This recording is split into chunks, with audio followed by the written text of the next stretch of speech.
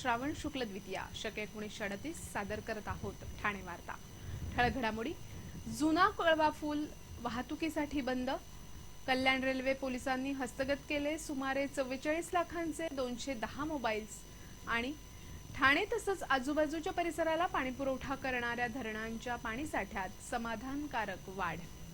या आणि इतर घडामोडी विस्तृतपणे पण काही क्षणातच। ठाणे वार्ता पहा श्रीस्थानक वाहिनीवर।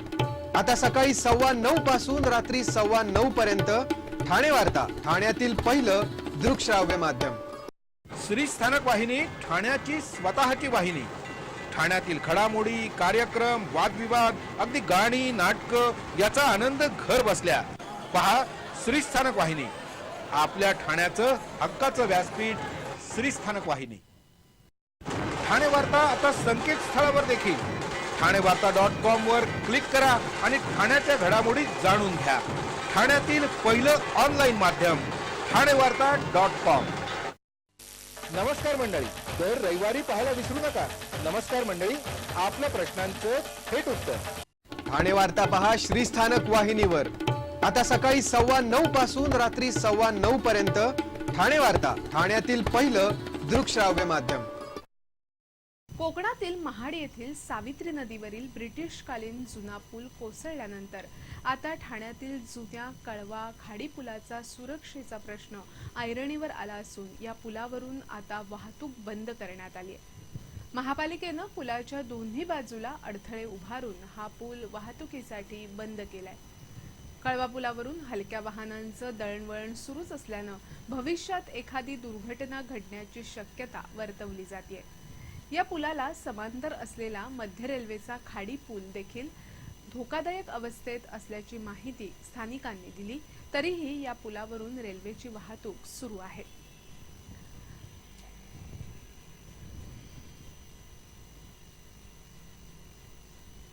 (1853) साली पहिली रेल्वे धावली तो रेल्वे पूल आणि कळवा आणि ठाण्याला जोडणारा कळवा खाडीवरील पूल आणि कशेळी येथील पूल हे तिन्ही पूल ब्रिटिशकालीन आहेत। यातील कशेळीच्या पुलाला पर्याय निर्माण करून नवे पूल उभारून टोल लावल्यानं या पुलावरून वाहतूक बंद आहे। या तिन्ही पुलांच्या बांधकामांना 100 वर्षांहून अधिक कालावधी लोटल्यानं ब्रिटिश एजन्सीनं 17 ते 18 वर्षांपूर्वीच पुलाबाबत दक्षता घेण्याचं कळवलं आहे। मात्र दप्तर दिरंगाईमुळे ब्रिटिश एजन्सीच्या पत्राची शासन दरबारी कुठलीच दखल घेतली जात नसल्याचं महाड दुर्घटनेवरून समोर आलंय। त्याच धर्तीवर आता ठाण्यातील ब्रिटिशकालीन पुलांचा प्रश्न ऐरणीवर आलाय। कळवा पुलाला 124 वर्ष पूर्ण झाली असून या पुलावरून आजही 4 चाकी आणि अवजड वाहनं वगळता हलक्या वाहनांची ये-जा सुरू आहे।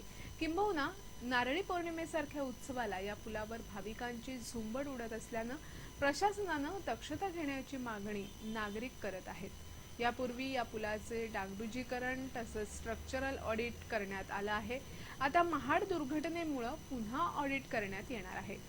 जुन्या मुंबई-आग्रा महामार्गावरील ठाणे भिवंडीला जोडणाऱ्या कशेळी पुलावरून मुदत संपल्यानंतरही सार्वजनिक बांधकाम खात्याकडून पूल सुस्थितीत असल्याचे अहवाल घेऊन पुलावरून वाहतूक सुरूच होती। त्यात जुना ठाणे भिवंडी हा बाळकुम ते अंजूर फाट्यापर्यंतचा 8 किलोमीटरचा रस्ता टोल कंपनीच्या माध्यमातून विकसित केल्यावर ठाणे खाडीवर 2 पुलांची उभारणी करण्यात आली। तेव्हापासून कशेळी पुलाचा वापर बंद आहे। ठाणे महापालिकेचा टायगर येथील घनकचरा प्रक्रिया प्रकल्प पूर्ण होईपर्यंत शीळ येथील वनविभागाच्या जागेत तात्पुरत्या स्वरूपात घनकचऱ्याची विल्हेवाट लावण्यासाठी राज्य शासनाच्या पर्यावरण विभागानं नाहरकत प्रमाणपत्र दिलं असून ही जागा 1 महिन्याच्या आत महापालिकेकडे हस्तांतरित करून घेण्यात येणार आहे।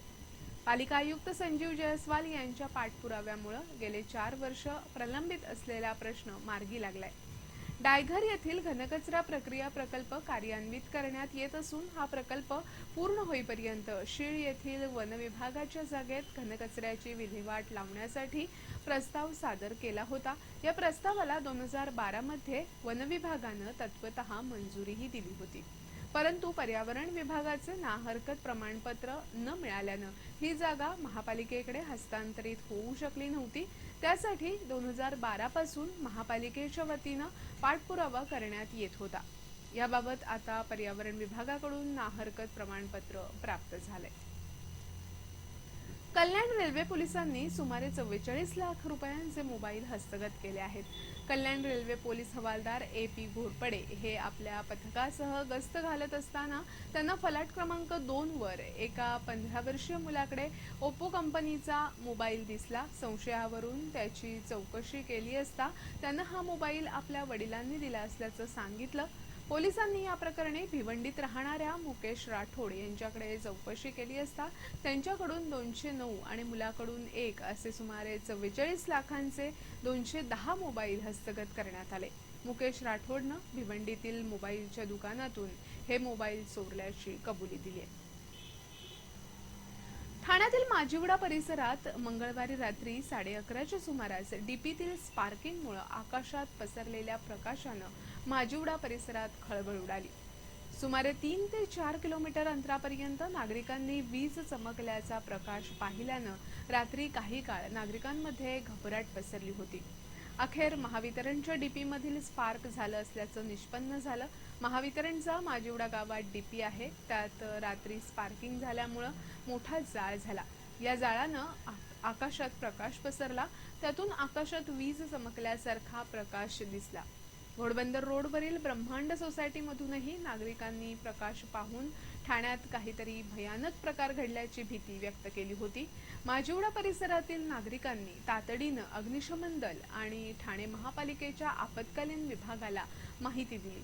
अखेर काही वेळानंतर डीपीतील स्पार्किंगमुळे प्रकाश पसरल्याचं वृत्त सोशल मीडियामध्ये व्हायरल झाल्यावर नागरिकांनी विश्वास टाकला. ठाणे वार्ता पहा श्रीस्थानक वाहिनीवर.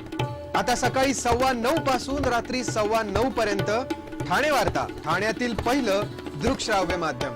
आपला परिसर स्वच्छ आणि सुंदर ठेवण्यासाठी ठाणे महापालिकेत सहकार्य करा. ओला सुका कचरा वेगवेगळा जमा करा आणि रोगराईपासून मुक्तता मिळवा. ठाणे वार्ता आता संकेतस्थळावर देखील ठाणेवार्ता.com वर क्लिक करा आणि ठाण्याच्या घडामोडी जाणून घ्या. ठाण्यातील पहिलं ऑनलाईन माध्यम ठाणेवार्ता.com. डॉक्टर आणि रुग्णांचं पिढ्यानपिढ्यांचं जिव्हाळ्याचं नातं म्हणजेच डॉक्टर बेडेकर हॉस्पिटल. आता अत्याधुनिक सोयी सुविधा आणि तंत्रज्ञान युक्त वंध्यत्व निवारण केंद्रात IVF आणि टेस्ट ट्यूब बेबीचीही सुविधा. डॉक्टर बेडेकर हॉस्पिटल, महर्षी कर्वेपथ, ठाणे. 65 वर्षांची निरंतर सेवा. ठाणे वार्ता पहा श्रीस्थानक वाहिनीवर. आता सकाळी 9:15 पासून रात्री 9:15 पर्यंत ठाणे वार्ता, ठाण्यातील पहिलं दृकश्राव्य माध्यम.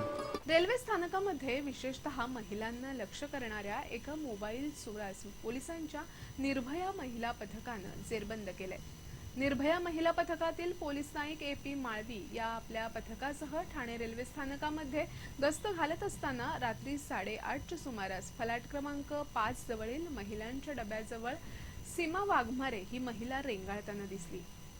ती लोकलमध्ये चढणाऱ्या महिलांच्या पर्सकडे लक्ष ठेवून होती. निर्भया महिला पथकातील पोलिसांना तिच्यावर संशय आल्यानं त्यांनी तिच्यावर पाळत ठेवली होती. रात्री 8:30च्या सुमारास सीमा वाघमारे हिनं लोकलमध्ये शिरणाऱ्या कोमल टिळक यांच्या पर्सची चेन काढून त्यांचा HTC कंपनीचा सुमारे 14,500 मोबाईल लांबवण्याचा प्रयत्न केला. त्याचवेळी निर्भया महिला पोलीस पथकातील पोलिसांनी सीमा वाघमारेला रंगेहात पकडलं.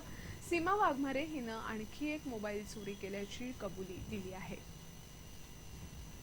ठाणे महानगरपालिकेच्या वतीनं प्रस्तावित करण्यात आलेल्या महत्वाकांक्षी अंतर्गत जलवाहतूक प्रकल्पास गती मिळावी यासाठी काल ठाणे महानगरपालिकेचे आयुक्त संजीव जयस्वाल यांच्या अध्यक्षतेखाली बैठक झाली.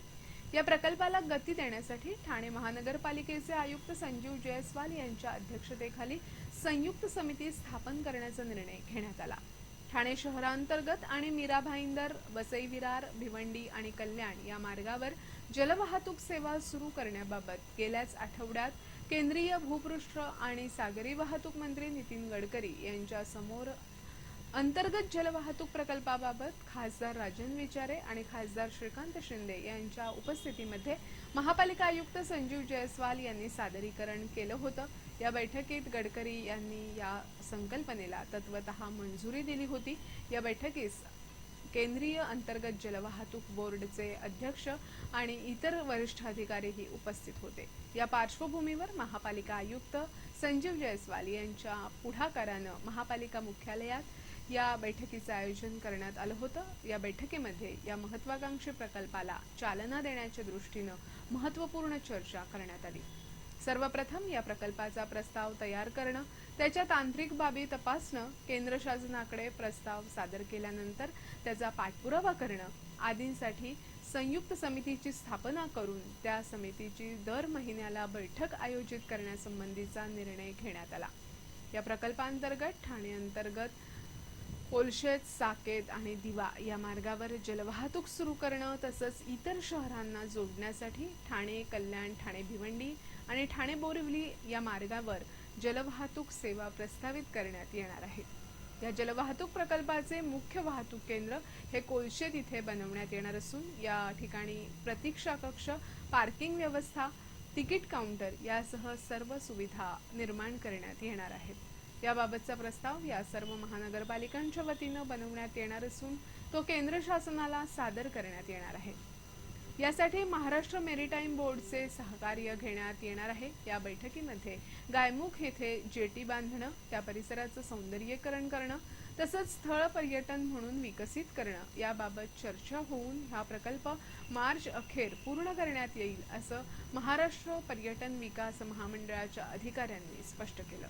त्याचबरोबर खाडीला मिळणाऱ्या नाल्याची अरुंद मुखं वाढवण्याबाबत महापालिकेस संपूर्ण सहकार्य करण्याचं महाराष्ट्र मेरीटाईम बोर्डचे मुख्य कार्यकारी अधिकारी अतुल पाटणे यांनी स्पष्ट केलं। धरणांच्या पाणलोट क्षेत्रात पावसानं सातत्य राखल्यानं ठाणे आणि आजूबाजूच्या परिसराला पाणीपुरवठा करणाऱ्या धरणांच्या पाणीसाठ्यात समाधानकारक वाढ होतीये।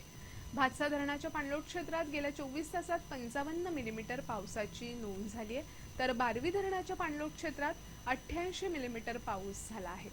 या दमदार पावसामुळे भातसा धरणातील पाणीसाठ्यात 1% तर बारवी धरणाच्या पाणीसाठ्यात 5% वाढ झाली आहे। भातसा धरणाची क्षमता 942 दशलक्ष घनमीटर असून सध्या या धरणामध्ये 876 दशलक्ष घनमीटर पाण्याचा साठा आहे। टक्केवारीत हा साठा 93% झालाय। बारवी धरणाची सध्याची क्षमता 235 दशलक्ष घनमीटर असून सध्या या धरणामध्ये 184 दशलक्ष घनमीटर पाणीसाठा आहे। टक्केवारीत हा पाणीसाठा 78% गेला आहे। यावर्षी झालेल्या दमदार पावसामुळे निदान पुढच्या वर्षी तरी पाणी कपातीची टांगती तलवार ठाणेकरांवर राहणार नाही असं दिसते।